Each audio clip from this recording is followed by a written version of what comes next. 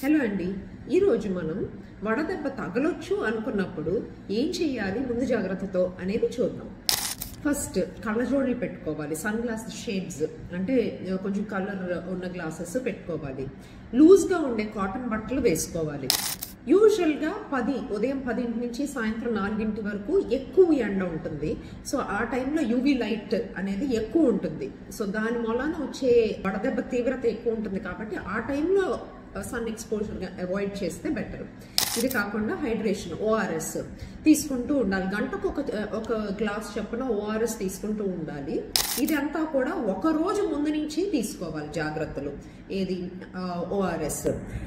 ఇంకొకటి ఏంటంటే ఎండలోకి వెళ్ళాలి కంపల్సరీ అని అనుకున్నప్పుడు బ్రేక్స్ తీసుకుంటా ఉండాలి. అంటే మధ్యలో ఎండలోకి వెళ్ళడం, మళ్ళీ చల్లదనానికి వచ్చి కూర్చోవడం, కొంచెం కూల్గా ఉన్న చెట్టు కిందకి వచ్చి కూర్చొని మళ్ళీ వెళ్ళి చేసుకోవడం, ఇట్లాంటివి చేయాలి. యూజువల్గా 10 సంవత్సరాల కింద 60 సంవత్సరాల పైన వాళ్ళకి వడదెబ్బ ఎక్కువగా ఉంటుంది. అందుకని వాళ్ళు ఎక్స్ట్రా జాగ్రత్తలు తీసుకోవాలి, అవాయిడ్ చేయాలి. Thank you.